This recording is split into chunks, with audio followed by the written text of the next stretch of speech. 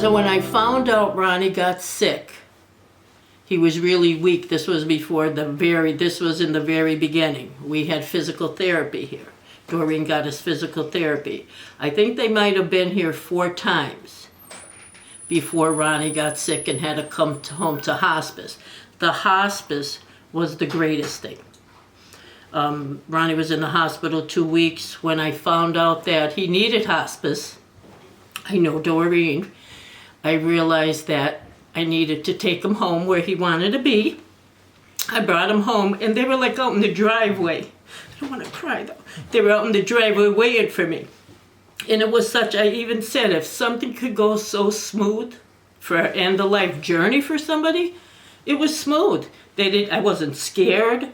I sat here, they showed me what to do. They did everything. They were by my side. Like I was never alone. Ronnie was comfortable, he was clean.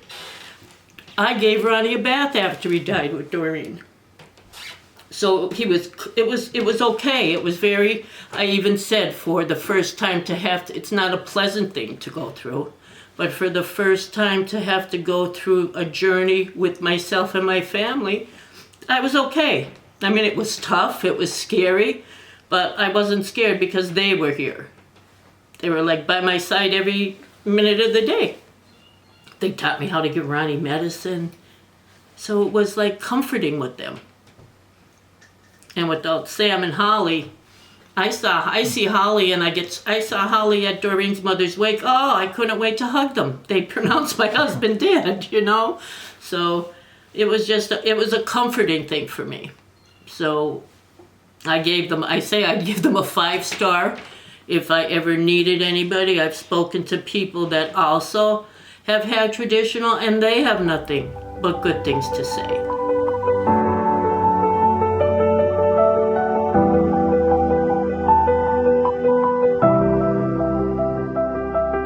Ronnie was cared for. They were constantly doing something for me. As far as Ronnie's emotions, it was very hard to tell, because at that time he had like a brain fog where he wasn't really good. So we were more or less just taking care of their pain, his pain, and to make him comfortable. On my hand, they taught me how to take care of Ronnie. Again, never did anything like that. So emotionally, they were very supportive. I never felt afraid, if that was the best way to say. I was physically okay. I mean, Holly explained to me how she made my brother get me orange juice. I don't remember that, because it was a big deal. Yeah. But they just made you comfortable. They made my brother comfortable. We sat, we talked. Ronnie was in the living room.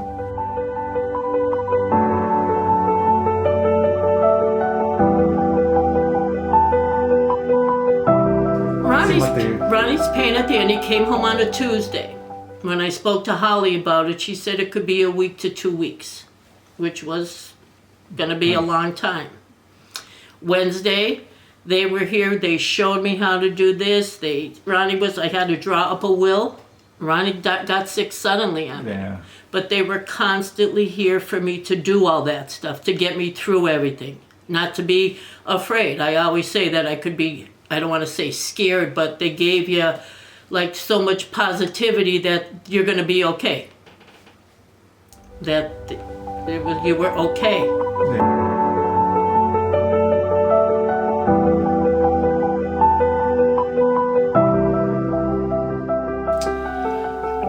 The comfort and the compassion. Again, saying I never had to deal with this before. I've dealt with that, but I've never had to help somebody in their journey.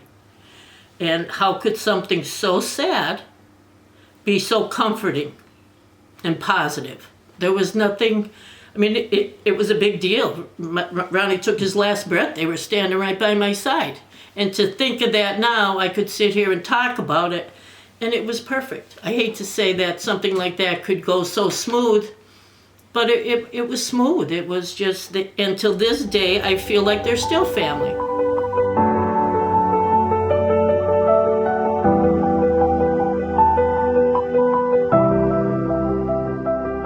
Again, this is the first time I've ever dealt with this. I couldn't give them more than a 5-star. There was not one little thing I could say, oh, if I only. They showed me how to change Ronnie's catheter. They showed me how to comfort him. They showed me how to put medicine on him. After he ended his journey, they helped me give him a bath. Like, it was the strongest, positive, helpful thing. I don't know what any other hospice place is like, but to have Ronnie end his journey in that place where he said, because he built that fireplace, it was perfect. If that could be a perfect thing. You know, never did anything like that. And God forbid I'd have to do it again, I would use traditional.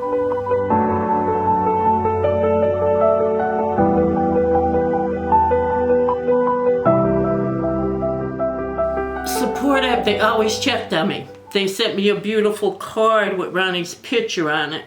And they constantly checked on me till this day. It's 3 years since Ronnie's gone. I have Holly's phone number.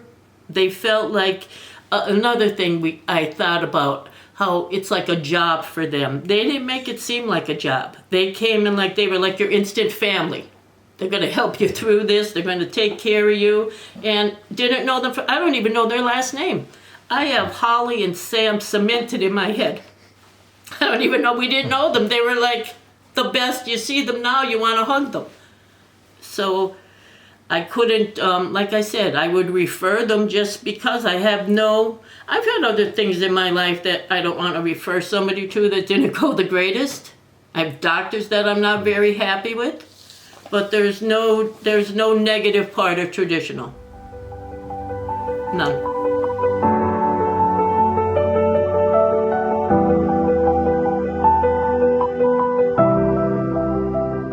Like I said, it was, the physical therapy was great. I think that was a big shock because we didn't know what was happening with Ronnie. There was no diagnosis, but he went like in 5 days, he just went downhill. So I reached out to them. Traditional gave me the best people.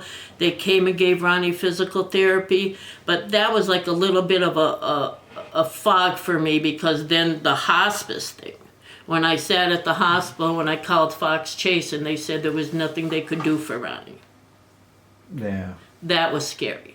And I looked at Ronnie and I said, Ronnie, if I was really sick, would you take care of me? He said, yes. I said, well, then I'm gonna take care of you. I'm gonna get you out of here and I'm bringing you home. And I had a hospital bed. They were on the driveway waiting for me. Didn't know them from Adam. You know, they were just kind people. So how could you not say something good about it?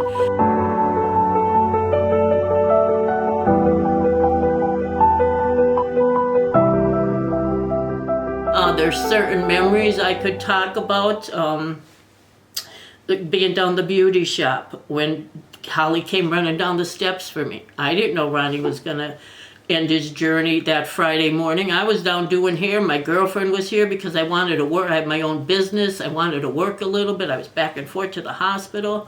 So it was kind of like another day. He was very, I will say that they taught me what Ronnie had was terminal agitation. He was very restless, very, and they helped in that manner. They kept him calmer than trying to undress himself, bang his arms out. He was just very restless. They called that terminal agitation. Little did I know that meant very soon. But again, I had no fear of how am I going to do this. And again, at the end of Ronnie's journey, Ronnie did everything for me. I'm married to Ronnie for 40 years. He did everything. Bills, cooking, and just got sick in a matter of 5 weeks. So I've come a long way. I have my Doreen. I saw Holly the other day. We laughed and giggled about the beauty shop thing. Wasn't funny that day when she said, no, you know. But honest, if I ever had to do anything, I would do it again.